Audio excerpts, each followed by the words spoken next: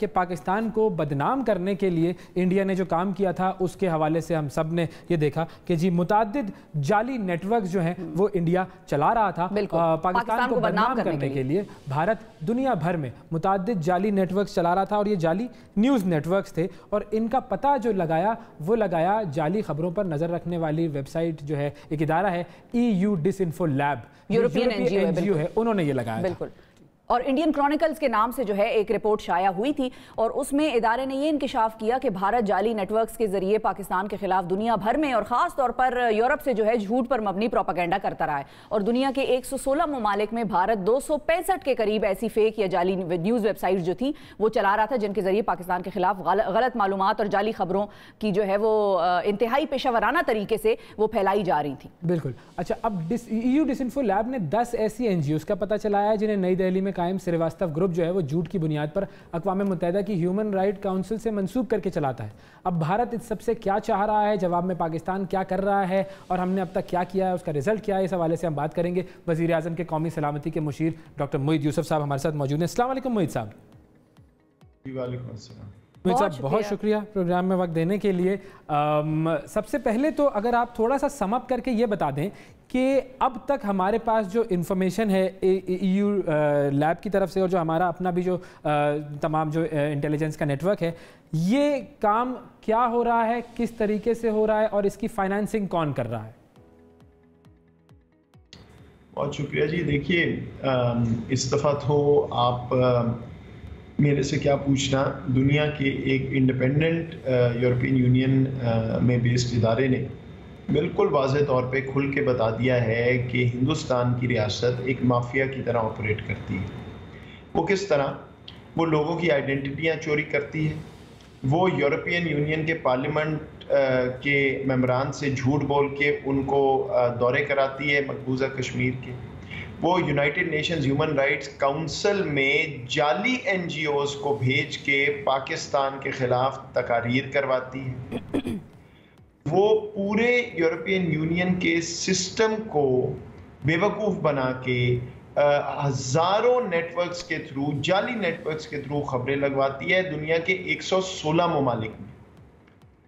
اس میں بڑی بڑی میڈیا کی تنظیمیں، رائٹرز جیسی تنظیم جو ہے وہ بھی امبیرس ہوئی، اب لان تان ملامت اس کے خلاف ہو رہی ہے۔ کیوں؟ کیونکہ وہ انڈیا کی اس ایجنسی سے جڑی ہوئی ہے، پارٹنرشپ میں ہے، جو یہ سارا معاملہ چلا رہی تھی، ANI۔ بالکل صحیح۔ پیسے کون دے رہا ہے؟ میرا خیال ہے یہ کوئی 2 سال کا بچہ بھی ہو تو آپ کو بتا دے گا کہ جہاں کروڑوں ڈالر لگ رہے ہوں ایک ایسی انفارمیشن کیمپین، ڈس انفارمیشن کیمپین اور وارفیئر پہ، تو وہ کسی کی جیب سے تو نہیں جا رہے، ریاست کی جیب سے جا سکتے ہیں صرف۔ اور میں آپ کو یہ بھی بتا دوں کہ 2019 میں ایک رپورٹ شائع کی تھی اسی ادارے نے، جس میں ایک ٹیزر کہہ لیں دسمبر میں، اس کو جب ہم نے انویسٹیگیٹ کیا تو بالکل واضح ہو گیا کہ یہ را کا آپریشن ہے۔ اب اس سارے کی کڑی جوڑ لیں جو ہم نے ڈوسیئر دیا ہے کچھ عرصہ پہلے، جس میں ڈائریکٹ دہشت گردی پاکستان میں سپورٹ کی جا رہی ہے، پھر خود فیصلہ کر لیں کہ کیا یہ وہ ریاست ہے جس کو دنیا ڈیموکریسی اور سیکولر اور یونائٹڈ نیشنز سیکیورٹی کاؤنسل کا نان پرماننٹ ممبر بنانے جا رہی ہے، یا یہ ایک مافیا ہے جو ساری دنیا کو بے وقوف بنا رہا ہے اور اسی طرح ڈیل کرنا چاہیے جس طرح کرنا۔ ڈاکٹر صاحب یہ بتائیے کہ اب آپ نے کہا کہ ساری دنیا کو بے وقوف بنا رہا ہے، اتنے بڑے ثبوت ظاہر ہے پاکستان کی اسٹیٹ کی طرف سے بھی ڈوزیا کی شکل میں جو ہے وہ سامنے لائے گئے ہیں دنیا کے، پھر EU ڈس انفارمیشن لیب کے جو یہ انکشافات ہیں یہ بھی بڑے حیران پریشان کر دیتے ہوں گے دنیا کو۔ لیکن اگر یہی چیز آپ سے میں یہ پوچھوں کہ اگر اس قسم کا کوئی نیٹ ورک 15 سال سے روس یا چائنا یا کوئی اور ملک چلا رہا ہوتا، اور تو اس پہ دنیا کا کیا رد عمل ہوتا، اور اب ہندوستان چلا رہا تھا اور انکشاف ہو گیا ہے تو اس پہ جو دنیا کا رد عمل ہے آپ کو جسٹیفائڈ لگتا ہے؟ آپ کو لگتا ہے کہ ڈبل سٹینڈرڈز یہاں پر بھی واضح نظر آ رہے ہیں دنیا کے؟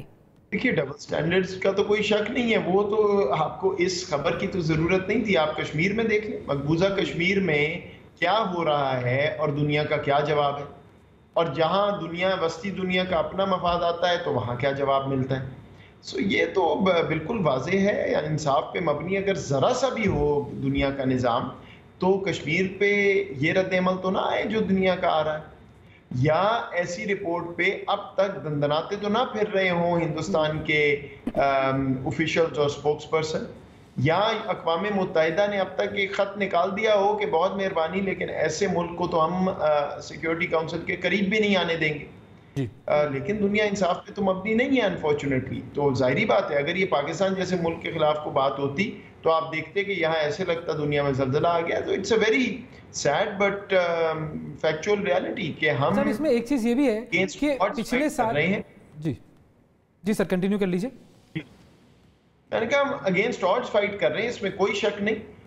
اس کا یہ مطلب نہیں کہ ہمارا موقف درست نہیں یا ٹھوس ثبوت نہیں ہے دنیا کے پاس, لیکن بہرحال اس میں وقت لگے گا. ہم اب ان اپولوجیٹکلی اپنی ڈپلومیسی کریں گے, کسی کو پسند آئے یا نہ آئے, پیچھے نہیں ہے. اچھا, اب یہ جو نیٹ ورک ہے یہ پچھلے سال دریافت ہوا تھا ANI والا, اور یہ سارے لوگ جو ہے وہ پچھلے سال سے کام کر رہے ہیں. تو پچھلے سال سے لے کر اب تک اس میں کوئی کمی نہیں آئی ہے یا انٹرنیشنل کوئی ریاکشن نہیں آیا جس کے باعث کوئی پریشر ہو ان کے اوپر؟ تو ایسا ہی ہے یہ میں ٹھیک کہہ رہا ہوں کہ کوئی پریشر نہیں ہے اور یہ چیزیں جو ہیں وہ کم نہیں ہوئی ہیں؟ یہ آپ ٹھیک کہہ رہے ہیں. 2019 والی رپورٹ کے بعد ہم نے ڈپلومیٹک چینل سے تمام اہم ملکوں سے بات کی, انٹیلیجنس ایجنسیز کو ایویڈنس پرووائڈ کیا, ان کو امپلور کیا کہ آپ اس معاملے کو دیکھیں, اور کوئی مثبت جواب نہیں آیا. یہ وہی بات ہے جو میں پہلے کر رہا ہوں کہ بدقسمتی سے انصاف پہ دنیا مبنی نہیں ہے. لیکن میں آپ کو یہ بھی بتا دوں کہ جو اس وقت ہندوستان کا حال ہے, جو حرکتیں وہ کر رہے ہیں, اپنے پیر پہ جو کلہاڑی مار رہے ہیں روز, یہ لائبلٹی بن گئے ہیں اپنے دوستوں کے لیے بھی. اور یہ جتنے ان کے چیمپئن چودھری پھر رہے ہیں کہ جی ہم کاؤنٹر ویٹ تو یہ آپ کو نظر آئے گا سال بعد اپنی جان چھڑا رہے ہوں. اچھا, یہ بھی بتائیے گا کہ اب اس میں جو ہے وہ اس مرتبہ 10 ایسی NGOs کے نام بھی آئے ہیں جو کہ UN سے اکریڈیٹڈ NGOs ہیں. اب ہم نے کیا ڈیمانڈ کی ہے ان NGOs کے حوالے سے, یا UN کیا ایکشن لے سکتا ہے ان NGOs کے حوالے سے, اور وہ NGOs کے نام بھی ہمارے پاس لوگوں کو ہائی لائٹ کرنے کے لیے ہوں؟ سب سے پہلے تو یہ ڈی لسٹنگ ہونی چاہیے ان کی فارملی. اس کے بعد یہ انویسٹیگیشن ہونی چاہیے فارمل کہ یہ NGOs آخر کچھ پہلے بنی ہوئی بند ہو گئیں, کچھ نئے نام جعلی ڈھونڈے گئے.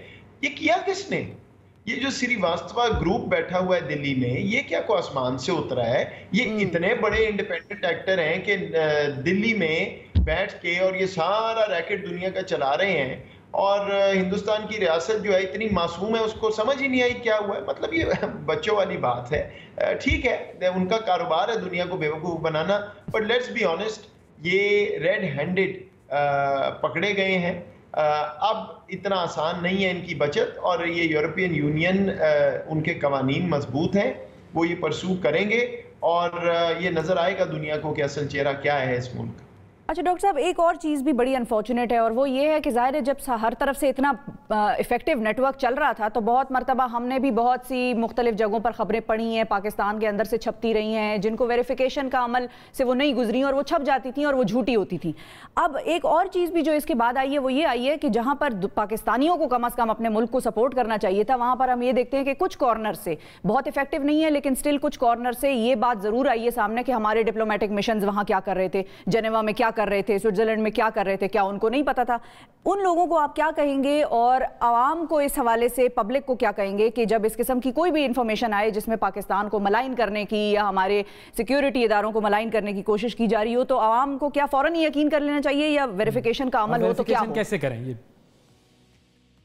آپ نے 2-3 فرق باتیں کی ہیں. دیکھیے, جہاں تک تو تنقید کی بات ہے کہ مشنز کیا کر رہے تھے, فلاں کیا کر رہا ہے, یہ تو حق ہے ہر پاکستانی کا, بالکل تنقید کریں, سوال پوچھیں, اور ہمارا کام جواب دینا ہے. یہ تو اس میں تو مجھے کوئی غلط بات نظر نہیں آتی. ہاں, جو دوسری بات آپ نے کی ہے کہ ایک ایجنڈے کے تحت پاکستان کی ریاست, پاکستان کے ادارے, پاکستان کے سیکیورٹی ادارے, حکومت, ان کو آپ جو ہے نشانہ بنائیں تاکہ ایک کرنسی بنے آپ کی کہ یہ سارے جو ہیں غلط ہیں, غلط کام کرتے ہیں, چور ہیں.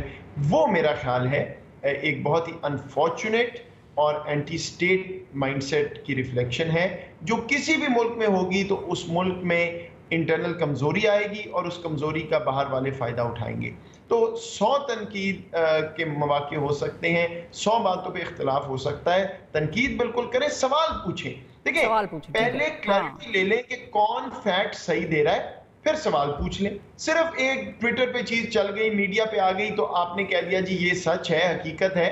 یہ ایسا آج کل نہیں ہے, یہی تو ہائبرڈ وارفیئر ہے. تو دوسرا باہر والا تو یہ چاہتا ہے کہ انتشار پھیلے غلط خبروں سے، تو اس کو کنفرم ضرور کر لیں، اور ریاست کے اداروں کو جب آپ ملامت کا نشانہ بناتے ہیں تو یہ یاد رکھیں کہ آپ ریاست کو ہی کمزور کریں. دس از ناٹ ٹو سے کہ آپ تنقید نہیں کر سکتے، بالکل ٹھیک ہے. لیکن عوام کی بیس پہ آپ ایک اتنی بڑا ایشو بن جاتا ہے پاکستان میں، میڈیا بھی اٹھا لیتا ہے. That's very unfortunate. Finally doctor صاحب، ظاہر ہے ایک جنگ وہ ہے جو ہائبرڈ وارفیئر کی شکل میں ہم سے باہر والے جو ہیں دشمن وہ مسلط کر رہے ہیں، دوسری ایک انسٹیبلٹی پولیٹیکل بھی ہوتی ہے، اور وہ ہر ملک میں ہوتی ہے. ہم نے مختلف جگہوں پر دیکھا، امریکہ میں الیکشنز ہم نے وہ دیکھا کہ وہاں پر بھی لوگ احتجاج کر رہے ہیں، سڑکوں پر نکلے ہوئے ہیں. تو ایک وہ ہے جو باہر سے ہو رہا ہے اٹیک، اور ایک وہ ہے جو پولیٹیکل انسٹیبلٹی آپ کے اپنے ملک میں جنم لیتی ہے. کیا آپ ان دونوں چیزوں کو جو پاکستان میں بھی ابھی ہے، اور انفارچونیٹلی دہشت گردی کے بھی کچھ حملے ہم نے دیکھا ہے کہ ریسنٹ ٹائمز میں دوبارہ سر اٹھانے کی کوشش کر رہے ہیں، ان کو کیا آپ اکٹھا جوڑیں گے یا یہ الگ الگ ایشوز ہیں تینوں؟ نہیں، یہ انسیپریبل ہیں جی. یہ ایسے ہو ہی نہیں سکتا کہ آپ کمپارٹمنٹلائز کر لیں یہ علیحدہ ہے.